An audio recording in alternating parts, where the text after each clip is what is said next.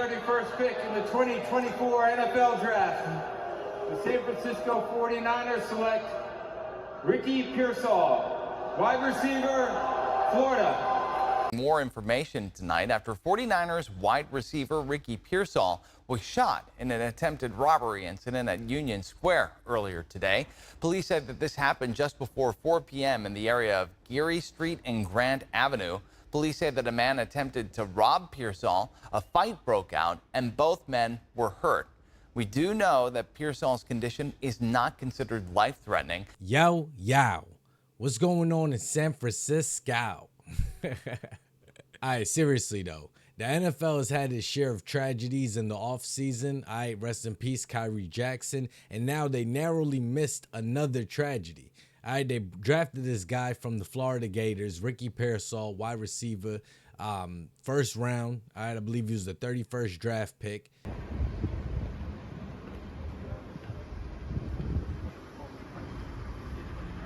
If it's your first time, welcome. Other than that, welcome back. I don't know what to make of this story, but it's so many stories coming out of like Oakland and the Sacramentos and the San Franciscos and all these areas. I'm wondering how much longer is it that these teams are going to continue to operate here. We got the Warriors that were previously in Oakland, that they moved to San Francisco. You got San Francisco 49ers as well in San Francisco. You got the Kings in Sacramento. You got the Clippers and the Lakers in LA. I'm wondering, with all the crime going on, how much longer will some of these places stay? Oakland Raiders moved out a few years ago and took off to Las Vegas, and it hits home because I'm a Gator fan, all right? So I'm like, damn, yo, y'all draft this guy to the other side of the country.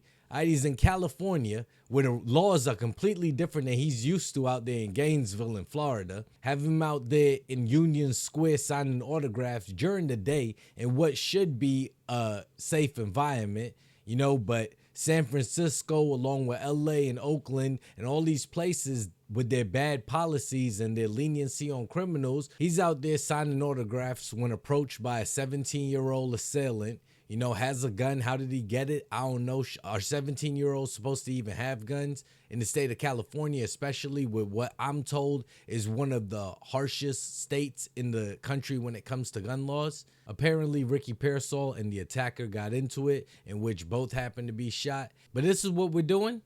This is okay. I'm constantly reporting on cities with these soft on criminal policies and what's happening. I'm interested to see what happens in this case. Maybe it'll actually get something that sticks because it's a high profile case now and it's an NFL player versus when it's a rapper or something like that. Remember, Pop Smoke's killer is walking free. Even though Ricky Pearsall was hit in the chest, I'm seeing it missed all vital organs and exited his back. He's expected to make a full recovery or recovery enough to be able to play this year. As you can see, he's going to miss at least 4 games after being shot, but that's great news. You know, the fact that he could even get back on the field this season, that's huge. I remember a few years ago in D.C., the Washington's commander player Robinson was shot, I think in an attempted robbery, you know, and he was able to get back out onto the field. So kudos to him. I hope that Ricky Pearsall is able to get back out there on the field. See, this is what I mean about politicians and judges and DAs in some of these states and cities where they protect criminals. She doesn't know if she wants to charge him as an adult. In the state of California, is a 17-year-old supposed to have a gun? Can they legally access a gun? A handgun at that. And then on top of that, you're going around, you're not only intimidating people with it in terms of just flashing it, but you're actually using it to whereas you're shooting people and in the chest at that. I mean, what if he had to hit a vital organ? What if, a few centimeters, millimeters, Ricky Pearsall's life is over, he's paralyzed for life, something like that. These charges can carry above 10 years. There was a gun involved. This minor could very well be charged as an adult. In California, they have a reputation for letting these people go. You try to rob somebody, you shoot somebody, you even kill somebody, they're going to let you free, especially if you did it when you were a minor. By the time you turn 18, the juvenile system almost wipes it out. You know what I'm saying? Even check out Pop Smoke's killer. All right, he walking around free doing interviews and all that, and he doesn't have to worry about anything because his case is sealed. He was a juvenile when it happens. Now he's older, and I'm thinking the same thing's gonna happen with this. All right, the day that this kid turns 18, they're gonna have his whole record sealed up, and he'll get a fresh new start, regardless of the violence he was doing. For all we know, he's probably 2, 3, 4, 5 months away from turning 18. And I know on average, people's brains aren't, closing up until they reach 25 to where they can make good decisions, especially at 17 years old. If you don't know, you shouldn't be robbing people. You shouldn't be brandishing a firearm to people. You shouldn't be shooting people. Then, hey, man, you're probably a lost cause, and a few years behind bars could do you a little bit of benefit. Little information is known about the teen, largely due to legal protections for minors. But Gold says a high-profile case paired with national pressure to combat crime in the city may have led to a more severe charge. It's a high-profile case. This case will be watched throughout the country. They do not want to appear soft on crime, the San Francisco District Attorney's Office. The only reason California may actually do something in this case is because it has taken on national attention. All right, it involved a high-profile athlete. But if it were a regular person, a regular business owner or something like that, they don't care. Gavin Newsom and all of his minions are getting ready for 2028 Olympics. So they need to appear at least somewhat hard on crime. Even though for almost the last 4 years, maybe even more than that, they've allowed criminals to run their major cities. All of the high-profile tourist attractions and shopping areas are no longer what they once were. All right, it's no longer a safe haven. You can't even come in from, way up in the hills and stuff like that, Beverly Hills. You can't even be safe going into some of these major cities, LA or whatever, because the criminals will follow you back to your house and then do whatever they got to do. This case will be an example.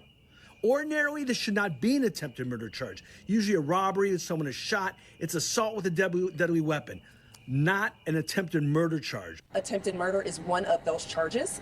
And so again, it was for consideration. We have to look at the facts. We have to look at the minor's history. We have to look at a number of things in order.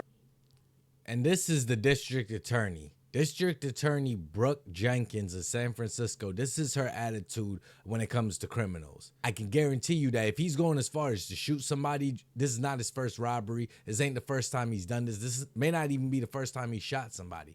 All right, just the first time he got caught. But this is the attitude of the people that are put in power to protect the public. To make a determination of whether we think it's appropriate to seek transfer.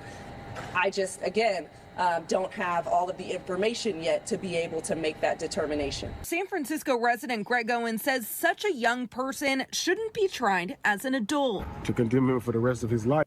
Of course, he's defending the bullshit. Of course. Is anybody surprised? Anybody surprised that Mr. Greg Owen of San Francisco is saying that the punishment should not be too much for this 17-year-old, probably a few months from being 18 years old? People like this is part of what's the problem. All right, you need to be tough on criminals because look at all the major cities around the country. It's the same people running it. It's the same people doing the crimes, and it's the same people like this that's voting for the people in power, and it's just a never-ending cycle. Let's hear what he has to say on why we shouldn't get people like this charged and convicted to the fullest length. Which is a possibility if he is tried as an adult, is detrimental. He can use what he's been through to help other people not go through it. He says at the end of the day, it's a lose-lose situation and that he's keeping Pearsall and the teen in his thoughts. I feel sorry for the player, most definitely prayers for his family, and also the kid as well, because 17 years old, dealing with something like that, that's a decision he got to live for the rest of his life. Yo, I am so tired of people defending criminals. People sometimes have the same or more compassion and empathy for the criminals when it comes to the judicial system and the way that they're going to be handled when in custody of the police and stuff than they care about the actual victim sometimes. Most times, I think. They care more about these people that do the crimes than the people that have the crimes done to them. Again, wishing a speedy recovery for Ricky Pearsall and everybody affected in it. You know, I know the NFL family is a pretty tight-knit community. He probably is going to have some sort of trauma that he's going to have to get through, mental trauma as well, and I hope that he's able to get through that. As for the 17-year-old kid, I'm sure that he had circumstances and I'm sure blah, blah, blah, whatever the usual narrative that y'all want to spin. But at the end of the day, he is responsible for his own decisions, because had he had been a few months older, you know, he would definitely be tried as an adult. But what do you think about all of this? All right, this kid gets drafted by the 49ers on the other side of the country. All right, he's out there doing a fan meet and greet, signing autographs, and then all of a sudden somebody tries to rob him. They should have had better security out there for him, you know. And also, if somebody's trying to rob you, I would advise you to, you know, give up whatever belongings that they're trying to get, because at the end of the day, your life isn't worth it.